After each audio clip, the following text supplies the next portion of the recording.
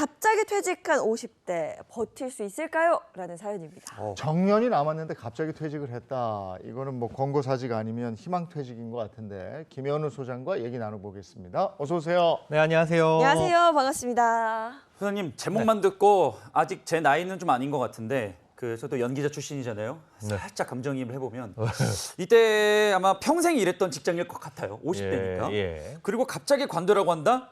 너무 섭섭합니다. 굉장히 섭섭해요. 저 같은 프리랜서 같은 경우에도 계속 전전긍긍하면서 일을 하고 있는데 직장인분이 갑자기 50대에 퇴직을 권고당한다? 네. 너무 섭섭해요. 그렇죠. 회사 사정도 회사 사정이긴 한데 이분 50대라고 한다면 아이도 한창 크고 있을 나이잖아요. 만약에 이제 정년까지 어떤 노후 계획을 쫙 세우고 있는 상황에서 회사가 어려우니까 좀 나가주시죠라고 한다면 섭섭하기도 섭섭한데 이 다음 달부터 이 소득이 뚝 끊기는 거니까 노후 계획을 전면적으로 다시 수정을 해야 되는 상황일 수도 있습니다. 네, 자 오늘 사연 대체 어떤 사연인지 좀 더 자세한 내용을 한번 들여다보도록 하겠습니다. 안녕하세요. 58 가장입니다. 인생 살면서 한 번도 숫자 5자를 달고 일을 관둘 거라는 생각을 해본 적이 없는데 직장 사정상 일은 은퇴를 하게 됐습니다. 원래 60세에 정년퇴직을 하고 5년 정도는 회사 자문으로 일하다가 실제 은퇴는 한 65세로 계획하고 있었는데 말이죠. 아니 여보 이게 무슨 날벼락이야. 당신 나이 아직 창창한데 퇴직하라고? 자기 목소리가 많이 상했구나. 그러게 다 못난 내 탓이야. 나가라면 나가야지 뭐 별 수 있나. 아니 그동안 여보가 나 회사에 갔다 왔지 세월이 얼만데 야속하다 정말. 아니 그렇게 대쪽같이 살더니 결국 똑 부러진 거야? 이 사람이 참. 그래도 다행히 회사에서 위로금 두둑하게 챙겨준다니까 박수 칠 때 떠나려고 하는데 이거 참 발길이 안 떨어지네 이거 참 이거. 여보 그 박수 내가 쳐줄게 내가.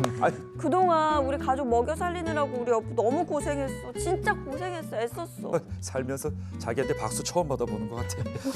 근데 아직 대출도 다 못 갚고 애들 시집장가 다 못 갔는데 이렇게 돼버려. 어떻게 이거 눈앞이 캄캄해. 괜찮아 뭐 설마 삿입에 풀칠을 하겠어? 그래서 말인데 여보 퇴직금도 나올 거고 여보 위로금도 두둑히 받는다며 우리 그 돈을 좀 굴려보면 어떨까? 근데 우리 갚아야 할 대출금이 아직 2억 가까이 남았잖아. 게다가 애들 결혼할 때까지 얼마씩 계속 보태줘야 될 거 아니야. 우리 그러다 깡통 차면 어떡해. 아니 그렇다고 그 큰 돈 깔고 앉아서 가만히 있기에는 그 너무 아깝잖아. 여보 인생 길어. 앞으로 한 40년은 더 살 건데. 우리 그럼 차라리 대출을 상환하고 이 빚이 없는 삶을 한번 살아보면 어떻겠어? 한 5, 6년만 버티면 국민연금. 맞아. 국민연금 그거 좀 땡겨서 받자. 국민연금 조기 수령이라는 것도 있더만. 그래봤자 10년이야 여보 10년. 얼마 되지도 않는 돈으로 노년에 그 애들 눈치 보면서 그렇게 살고 싶어서 그래? 한평생 저축만 열심히 했지 투자의 티도 제대로 모르는데 난 자신 없어 여보. 왜 이래. 퇴직했다고 뭐 인생 끝나? 여보 다 어깨 펴 당당하게. 아니 펴줘 어깨 좀. 그래 남들도 하는데 우리도 다 할 수 있다고요. 알겠죠? 좀 생각 좀 해봐요. 투자하게. 분명 아내의 말도 일리가 있지만 아무래도 자신이 없습니다. 무엇보다 아직 미혼인 애들이 둘이나 있고 힘 빠진 아버지가 된 것 같아서 참 속상합니다. 어떻게 해야 우리 가족이 이 위기를 잘 펼쳐나갈 수 있을까요, 소장님? 제발. 근데 이 아내분 멋있는데요? 근데 그게 독이 될 수도 있어. 그래요? 잘못 투자하면 또 날릴 수도 있는 거니까요. 그렇죠. 근데 이게 지금 50대 얘기니까 이게 감정이입이 돼서 확 들어오는데 근데 아무리 은퇴 준비를 잘했다고 해도 막상 닥치면 막막하기 마련이고 근데 7년이나 당겨진 거잖아요. 네. 7년이면 어떻게 보면 긴 세월이에요. 그 막막함 아마 보시는 분들 많이 좀 공감을 하실 것 같은데요. 50대 후반 평균 연봉이 6,200만 원이라고 하고요. 상위권 평균 연봉이 8천만 원이라고 합니다. 단순하게 이제 생각을 했을 때 곱하기 7년 해도 5억 원 내외 이상을 더 벌 수 있는 그런 기간이거든요. 그렇죠. 뭐 이 돈이면 뭐 평균적으로 뭐 장가 다 시집 다 보내고 노후 준비하고 이게 할 수 있을 것 같은데 이게 퇴직이 2달 남았잖아요. 네. 그게 좀 안타깝고 그리고 방금 이제 또 예인 씨랑 인선 씨 둘이서 싸운 거 보니까 이게 이 돈을 퇴직금 뭐 이런 걸로 어떻게 싸우느냐, 네. 써오느냐 이래서 막 많이 싸우고 이래서 그렇죠. 지금 뭐 100세 시대라고 하는데 앞으로 한 4, 50년은 더 사셔야 되거든요. 그런데 이 노후에 대한 생각이 부부가 좀 다른 게 문제예요. 아내분 같은 경우에는 우리 아직 젊으니까 한창인데 이 돈으로 좀 투자를 해보자 하는 입장인 거고, 남편분 입장에서는 아직 빚도 못 갚았는데 무슨 투자냐, 빚부터 상환하고 그리고 국민연금 좀 당겨받아서 안정적으로 좀 노후를 즐기는 게 어떠냐, 생활을 하는 게 어떠냐, 이렇게 생각을 하고 계신 거죠. 투자 성향으로 보자면 아내분은 공격형이 되겠고 네. 그렇죠. 남편분은 중립형 또는 안정형이 되겠습니다. 저는 개인적으로 이 50대는 아니지만 네. 우리 아버님 편입니다. 아, 안정적으로. 예, 저는 진짜 태어나서 투자를 어디 해본 적이 없어서 어. 네. 아직도 그냥 적금 정도 오. 그렇게만 살고 있거든요. 이거 잘 조율을 해야 돼요. 이제 저는 아무래도- 주식도 없어요. 그래요? 예. 그 주식이 상팔자. 그런 거. 자, 그럼 정리를 한번 해보겠습니다. 부부 사이에 퇴직 이후에 어떻게 노후 자금을 쓸 것인지 있을 수밖에 없어요. 지금 갈등이 좀 보이고 있는데요. 조금 더 자세히 짚어보면서 이야기 나눠보도록 하겠습니다. 현재 상황을 일단 보여주세요. 자, 현재 상황입니다. 남편 58세, 아내 55세고요. 아직 미혼인 자녀 2명과 함께 살고 있습니다. 2달 뒤 퇴직이 예정돼 있고 퇴직금 1억 5천만 원, 그리고 위로금 1억 5천만 원이 생깁니다. 기존 금융자산으로는 5,700만 원, 연금자산 1억 3,400만 원, 그리고 대출로 주택담보대출 1억 7,300만 원이 있습니다. 퇴직을 하면서 3억이 생기는 거고 연금도 1억 이상을 모아두신 거예요. 목돈이 있다는 얘기예요. 예. 그러면 아내 말대로 이제 투자에 대한 욕심 또는 유혹 네. 이게 이제 생길만 하거든요. 네. 그렇습니다. 이 모인 돈이 사실은 몇 억대가 되니까 네. 굉장히 큰 돈이라고 생각할 수 있는데 앞으로 살아야 될 날이 한 50년 정도 남아 있으니 이거 어떻게 보면 부족하다고도 느낄 수 있거든요. 이 부부의 이제 자산 상황을 한번 보시면 순자산은 7억 8,400만 원, 이제 연금 자산까지 포함하면 9억 1,800만 원이 됩니다. 상당히 이 상태로 보면 양호한 수준이라고 볼 수 있어요. 그런데 이제 당장에 손에 쥘 수 있는 돈이 3억 5,700만 원, 뭐 연금 포함해도 4억 9,100만 원인데 여기에 이제 남은 대출 원리금을 매달 상환해야 되다 보니까 빚을 먼저 갚아야 되는지 아니면 이렇게 쌓이는 목돈으로 받게 되는 목돈으로 투자를 해야 되는지 고민이 될 법한 상황인 것 같습니다. 예. 근데 연금 자산 빼더라도 3억 5천만 원 가량 지금 본인이 쓰실 수 있는 상황인 건데 네. 저는 위로금이 이렇게 많이 받을 줄 몰랐어요. 이 그래도- 정도면 일부 좀 투자해도 될 것 같은데 뭐 이 정도면 되지 않습니까? 1억 5천만 원 위로금에 퇴직금 3억 이상 있으면. 근데 이 50대 이후에 이거 가지고 이제 더 이상 인컴 들어오는 돈이 없는데 네. 그런가? 이거 위험해요. 그래요? 예. 저는 그냥 남편에게 당당히 어깨 펴! 투자해! 이렇게 말하고 싶은데. 아니 투자해서 잘 되면 되는데 그렇죠. 그게 그렇죠. 이렇게 안 해봤던 말처럼 거라. 쉬운 게 아니에요. 그리고 목돈이 들어가 있잖아요. 그러면 요거 한번 해보세요. 저거 한번 해보세요. 이게 많아요. 아, 유혹이 근데 같이 있죠. 안정적이라고 막 권해줘도 오. 안정적이면 지가 하지. 맞네. 예? 저도 속아봤잖아요. 맞다 맞다. 굉장히 위험해요. 본인이 오. 알지 않는 이상은 함부로 맞습니다. 투자하는 거 아, 아니에요. 이거는 경험담이어서 예. 저도 이쪽으로 가야 될 것 같아요. 굉장히 중요한 말씀을 해줬어요. 네. 제대로 알지 못하면 안 하셔야 되는데 이게 평생 투자 경험도 없으시다가 좋다고 하니까 안정적이고 수익도 많이 나요. 근데 그런 건 없습니다. 정답은 사실 없기는 하지만 여유가 많고 그 돈 없어도 돼 하는 돈이라면 뭐 투자를 해도 되겠지만은 없어도 되는 돈이 어디 있어? 그렇죠. 세상에. 맞습니다. 단돈 진짜 출근하다가 1,000원짜리 한 장 잃어버려도 굉장히 속상해요. 맞아요. 네, 그런데 그런 돈이 아니라고 한다면 사실 투자를 해서는 안 될 법한 상황인 거죠. 이제 오늘 사연이 이제 여유가 있는 상황인지 아닌지 자세히 좀 들여다볼 필요가 있는데요. 우선 남편분 같은 경우에는 자녀분을 결혼할 때까지는 내보내실 생각이 없으세요. 그리고 자녀들이 결혼할 때 지금 살고 계신 집을 팔아가지고 자녀가 2명인데 각각 1억 원씩 지원을 해주고 싶어 하시고요. 그 이후에 두 부부가 이제 30년 이상 살아간다고 생각하면 향후에 생활비가 부족한 상황이 올 수밖에 없으니 적절한 은퇴 설계가 시급한 상황이라고 볼 수 있습니다. 애들 결혼하는데 집 팔아서 1억씩 보태는 건 절대 반대. 저도요. 다 반대 오늘. 자, 그러면 찬찬히 한번 어떻게 해야 되는지 짚어보도록 하죠. 네, 일단 적절한 은퇴 설계를 하기 위해서는 몇 가지 단계가 있는데요. 가장 먼저 이걸 파악을 하셔야 됩니다. 이거? 네.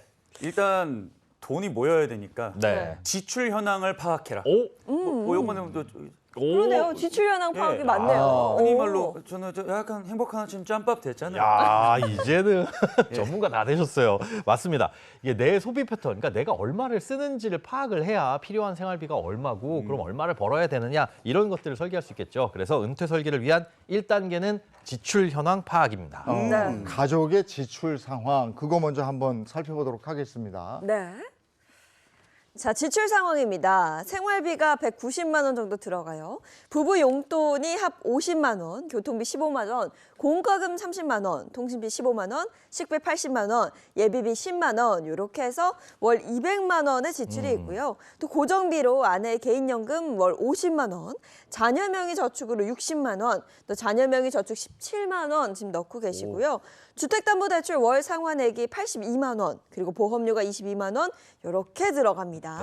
건강보험료는 퇴직 이후에는 내지 않아도 되는 상황이어서 지금 제외를 했고요. 그렇게 되면 한 달 총 지출이 421만 원이라고 계산이 됩니다. 숨만 쉬고 있어도 나가는 돈이 고정비 그게 221만 원이라는 거고 네. 거기에다가 생활비를 합하면 421만 원이 되는 거고 이게 가족에게 매달 필요한 금액이 421만 원이다 이렇게 보면 되는 건데요. 자녀 명의로 저축과 보험을 넣어주고 계세요. 와, 이거 아마 자녀분들이 어렸을 때부터 계속 쭉 넣어주신 것 같은데 그렇죠. 예. 아버지가 퇴직한 상황이서면 살짝 효도의 마음으로 예. 이제 가져가시라고 어. 하면 좀 되지 않을까요? 양심적으로. 그렇죠. 왜냐면 자녀 둘 다 이제 직장에 다니고 있다고 했으니까 네. 요거는 이거는 이제 좀 가져가야죠. 네, 돈도 벌고 있는데. 그렇죠. 그러니까 요거만 덜어도 77만 원 정도 아낄 수 있는 거고요. 네. 그죠? 이제 나가는 돈을 우리가 확인했으니까 그러면 들어오는 돈이 얼마인지 이것도 알아봐야 될 텐데. 네. 그래야 뭐 이번에 소득 지출을 감당할 수 있는 돈인지 뭐 한번 챙겨봐야죠. 네, 돈 네. 한번 챙겨보도록 하겠습니다. 은퇴 설계 2단계 소득 현황 파악이라고 되어 있는데요. 지출 대비 소득이 이제 어느 정도인지, 어느 정도의 돈이 내 수중에 들어오는지 요거 한번 또 확인해 보겠습니다. 네, 쓰는 돈을 알아봤으니까 이제 벌 수 있는 돈, 들어오는 돈을 파악을 해봐야 되는데 이분 같은 경우에는 퇴직금과 위로금이 순간적으로 꽤 많이 들어옵니다. 각각 1억 5천만 원씩 3억 원을 지급받습니다. 그리고 퇴직을 하시게 되면 실업급여가 일정 기간 동안 지급이 될 텐데 이분은 190만 원씩 9개월 동안 입금이 될 거고요.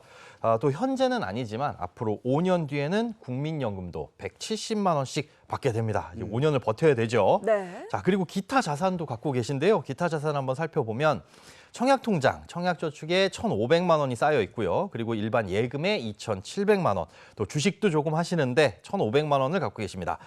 그리고 이제 살고 있는 집, 부동산 자산이 6억 원짜리 아파트가 하나 있는데 주택담보대출이 여기 껴 있어요. 이 주택담보대출 잔액이 1억 7,300만 원 정도 남은 상황입니다. 이렇게 오고 들어오는 거 다 파악이 됐는데 네. 계속 가고 나면은 마지막에는 뭐가 있을까요, 이제? 자, 이 이후에는 내가 연금 자산을 어떻게 활용을 할지 잘 맞춰봐야 됩니다. 이 퇴직금도 연금이나 일시금으로 받을 수 있거든요. 이게 선택이지만 연금으로 받게 되면 세금을 좀 줄일 수 있고 뭐 일시금으로 받게 되면 여유가 생기는 대신에 세금을 좀 많이 내야 된다. 이런 단점이 있습니다. 또 우리가 개인연금 많이 붙잖아요. 또 연금저축이나 IRP 이런 것들 세액공제용으로 붙고 있는데 이것도 사실은 10년 이상의 기간에 걸쳐서 연금으로 받아야만 하지만 필요하다면 뭐 손해를 좀 입더라도 일시금으로 쓸 수는 있거든요. 이렇게 이제 모든 자산들을 어떻게 연금으로 활용하고 얼마씩 받을 것이냐 이런 것들도 결정을 해야 되는데 가장 중요한 건 이것도 이제 부부간에 좀 협의가 돼야 된다는 게 가장 중요합니다. 와이프의 힘이 세냐, 내 힘이 네. 세냐, 연금이냐, 재투자냐. 네. 고민되네요. 아니 근데 네. 이분 자산 상황을 보니까 그동안 성실하게 참 돈 모아가면서 열심히 사셨구나. 네. 네. 이런 생각이 들어요. 연금도 꽤 되고. 상황 한번 보죠. 자, 이어서 한번 보겠습니다. 남편의 연금 자산을 보시면요. 연금저축 펀드에 4,800만 원 있고 IRP에 800만 원 있습니다. 아내 연금 자산은 완납된 개인연금 3,600만 원 있고요. 아까 이제 월 50만 원씩 내고 있다는 개인연금 4,200만 원이 있습니다. 자, 이렇게 부부의 지출과 소득 그리고 자산까지 모두 살펴봤는데요. 종합적으로 봤을 때 누구의 말을 들어야 되는 겁니까? 네, 보통 이제 일반적인 대부분의 상황에서는 아내 말을 듣는 게 맞기는 가정의 평화가 오죠. 그렇죠. 네. 그렇죠. 나 평소에 소장님이었으면 네. 저한테 쓱 웃으시면서 네. 퇴직금으로 투자하시는 건 위험한 생각입니다. 이러실 줄 알았는데. 제가 그렇게 얘기했나요? 일단 그래도 정리를 해보자면 대출 상환은 좀 선택적으로 하시되 투자는 아내 말대로 연금과 퇴직금 재원으로 투자를 하시는 게 좋을 것 같아요. 지금 말씀해 주신 것처럼 평상시에 저희가 뭐 이 투자는 하지 마세요. 또 퇴직 앞두시고 퇴직한 다음에 이 투자하시는 건 굉장히 위험해질 수 있습니다. 변수가 커질 수 있습니다라고 말씀을 드려서 말리는 편이긴 한데요. 이게 원칙입니다. 하지만 이 상황에 따라서 투자를 해야만 하는 상황이 있어요. 안 해서는 안 되는 그런 상황이 있는데 지금 이분들의 경우가 바로 투자를 반드시 해야만 하는 상황입니다. 이 이유는 뒤에서 차차 알려드리겠습니다. 제가 한번 자세를 고쳐 앉았잖아요. 투자를 해야만 하는 상황이다. 네. 이렇게 말씀하신 분이 아닌데 네. 이거 한번 들어보고 싶어요. 네. 네. 자, 일단은 어떤 돈으로 이 투자를 해야 되는지도 살펴봐야 되는데요. 필요한 생활비는 빼놓고 그다음에 이 투자를 생각해 보셔야 되겠죠. 우선 남편의 연금저축 펀드, IRP 이런 개인연금이 있습니다. 그리고 퇴직금, 요것들은 다 55세가 지나가게 되면 연금으로 수령할 수 있는 조건을 충족하게 되는데 그러니까 당장에 이제 연금 수령을 할 수가 있는 거죠. 그러면 다음 달부터 월급이 안 나온다라고 하더라도 이 연금 소득이 생기게 됩니다. 게다가 이제 50대 아직 후반이시고 자녀들이 아직 독립을 안 했다 보니까 돈은 벌고 있지만 생활비를 갑자기 줄일 수는 없을 거예요. 그러니까 초기에 생활비가 많이 필요하실 텐데 그렇다고 한다면 초기에 연금을 조금 더 많이 수령을 하시면 됩니다. 연금은 이 10년에 걸쳐서 나눠봤대 이제 연금 수령 한도 내에서 매년 받게끔 되어 있어요. 그걸 초과하게 되면 세금을 많이 내는데 1년 차에는 총 누적 금액의 10분의 1 이 돈에 대해서 120%를 받을 수 있습니다. 좀 복잡하긴 한데 무슨 얘기냐면 예를 들어서 연금저축과 IRP에 쌓인 돈이 이분은 5,600만 원이라고 하셨어요. 이걸 10으로 나누면 560이죠. 그래서 네. 1년 차에는 560만 원 쓸 수 있는데 여기에 약간 여유를 더 둬서 120%인 672만 원까지는 꺼냈어도 크게 세금을 물리진 않습니다. 다만 이렇게 수령하게 되는 개인연금이 1년에 1,500만 원을 초과하게 되면 이때는 또 세금이 많이 나올 수 있으니까 그건 좀 주의를 하셔야 됩니다. 와, 진짜 어렵다. 그러니까 이게 좀 간단하게 네. 말씀드리면 연금저축과 IRP는 연금으로 수령을 하고. 예, 그렇죠. 그럼 퇴직금은 어떻게 하나요? 퇴직금도 이분 같은 경우는 연금으로 수령을 하시는 게 훨씬 더 좋을 것 같아요. 다만 연금을 개시한 뒤에 연금 수령 한도 내에서 써야 된다라고 말씀을 드렸는데 이건 개인연금이나 퇴직연금이나 마찬가지입니다. 그런데 재미난 건 이 퇴직연금 같은 경우에는 연간 1,500만 원이라는 제한도 안 받고 그다음에 연간 수령 한도를 좀 조절해가지고 내가 유연하게 받을 수 있어요. 예를 들어 1억 5천만 원 퇴직금이 쌓여 있죠. 이걸 나누기 10 하면은 1년에 1,500만 원씩 받을 수 있는데 올해 첫 해에 1,500만 원 안 꺼내 쓰고 10,000원만 꺼내 썼다. 그리고 1년 차, 2년 차, 3년 차 매년 10,000원만 꺼내 쓰면 그 1억 5천이라는 돈이 거의 그대로 있잖아요. 10년 차에 가서 1억 5천을 한 번에 꺼내 써도 이거는 연금으로 봅니다. 그러니까 세금을 많이 안 내고 꼭 필요하지 않다면 뒤로 미루거나 아니면 앞으로 조금 더 당겨서 쓰는 이런 유연함을 활용하는 게 가능하다는 거죠. 네. 이렇게 해서 확보할 수 있는 월 수입이 어떻게 됩니까? 자, 일단은 개인연금을 보자면 한 달에 47만 원을 받으실 수가 있고요. 10년 동안. 그리고 1억 5천만 원을 퇴직금으로 한 달에 125만 원을 확보할 수가 있습니다. 그럼 월급 172만 원이 생기는 효과인데. 네, 그렇죠. 근데 아까 한 달 생활비가 190만 원이고 네. 고정비 똥똥똥똥똥 하면 421만 원인데 좀 많이 모자란데요? 많이 모자라죠. 이게 보니까 반도 안 되는 금액이어서 네. 이걸로는 생활이 제가 볼 땐 안 될 거라고 보거든요. 그렇죠. 이 상황에선 그럼 어딘가에 가서 일을 더 하거나 지출을 줄여야 되는데 당장에 할 수 있는 게 사실 지출을 줄이는 게 더 쉽습니다. 지출을 반드시 줄여야 되는데 어떤 방법이 좋을지 표로 보면서 설명을 한번 드려볼게요.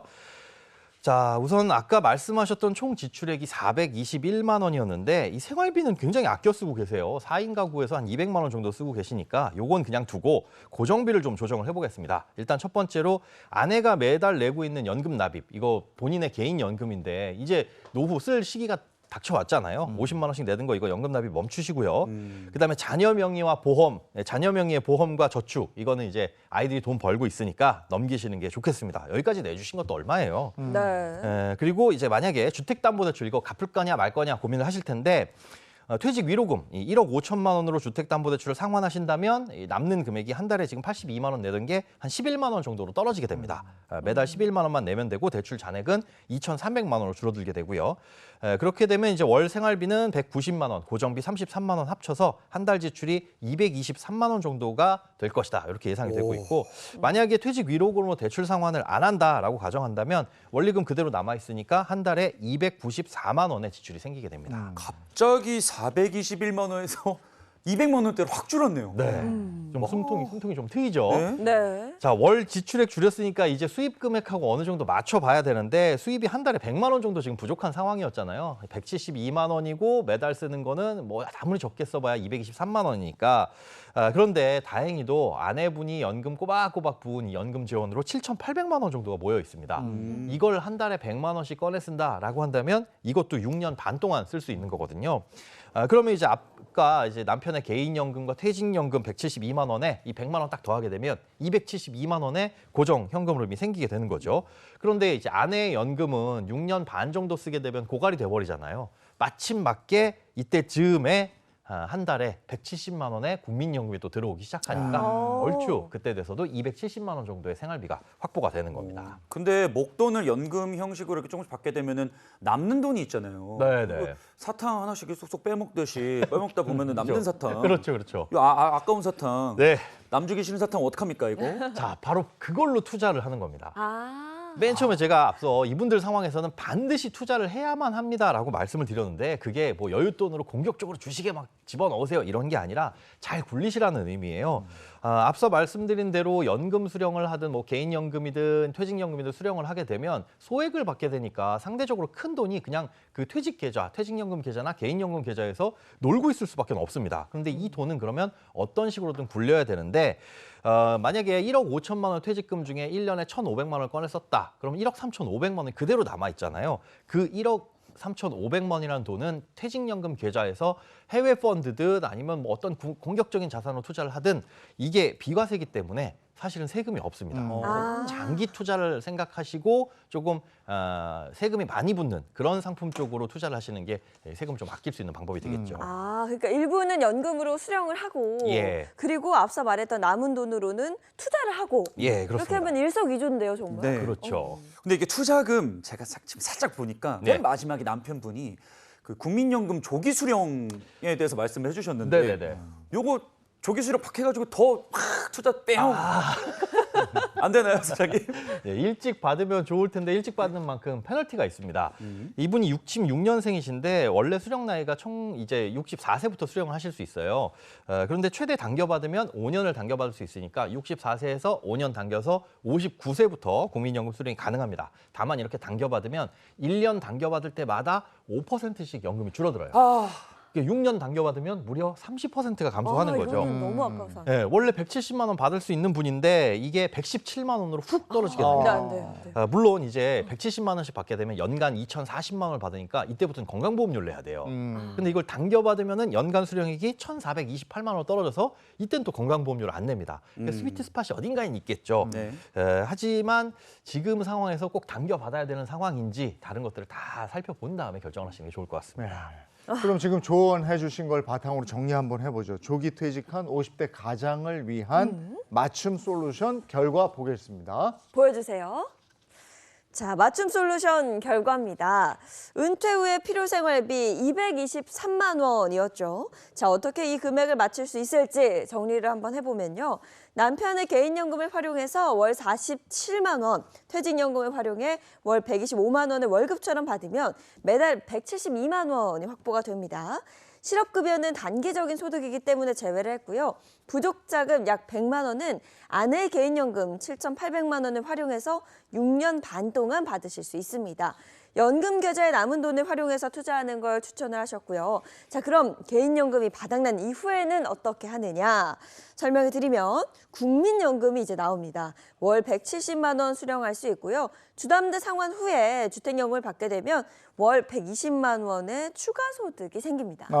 그러면은 종신초로 계속해서 한 290만 원 정도 290만 나오는 원. 거예요. 그렇죠. 그렇습니다. 네. 계산상으로. 맞습니다. 네. 계산상으로 그런데 이분들 필요 생활비가 한 230만 원 정도 조금 못 됐잖아요. 근데 290만 원이 생긴다, 60만 원이 남죠. 그럼 이걸 뭐 저축을 할 거냐라고 생각될 수도 있는데 이 필요 이상으로 너무 많은 돈이 들어온다라고 생각하면 주택연금을 조금 덜 받으면 됩니다. 근데 이 주택연금은 내가 금액을 조절할 수 있는 게 아니라 그 주택 가격에 따라서 나오거든요. 120만 원씩 나온다라고 말씀드렸는데 이게 6억짜리 주택일 경우에 그렇고 1억당 한 20만 원 정도가 차이가 납니다. 그러니까 한 이분들 같은 경우에 주택을 좀 싼 집으로 옮겨가서 주택연금을 신청하거나 아니면 주택연금을 신청한 다음에 이 싼 집으로 이사를 가게 되면 금액이 좀 줄어들겠죠.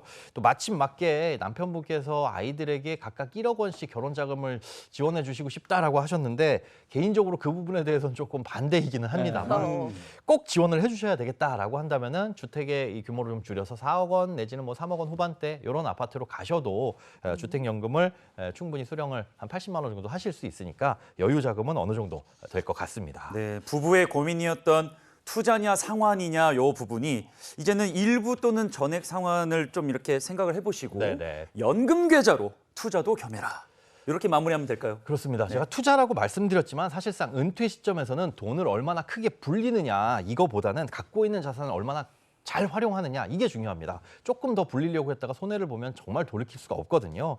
이분들도 뭐 갖고 있는 자산 블록 맞추기 잘 해봤더니 필요 생활비 다 충족이 되잖아요. 이런 것처럼 막연하게 투자를 해서 돈 좀 불릴까 하는 것보다는 지금 갖고 있는 자산을 어떻게 잘 활용을 하고 그래도 부족하다면 생활비는 좀 어떻게 줄여볼까 이걸 부부가 좀 우선적으로 고민을 해보시는 게 좋을 것 같습니다. 네, 뭐 갑작스러운 퇴직에 눈앞이 깜깜하시겠지만 오늘 알려드린 솔루션 바탕으로 다시 한번 계획을 좀 세워보셨으면 좋을 것 같습니다. 네. 은퇴하고 나면 바짝 긴장이 되기 때문에 돈 탁 내가 지켜야지 하는데 은퇴 바로 직전이 문제예요. 네. 그땐 돈이 들어오고 있거든.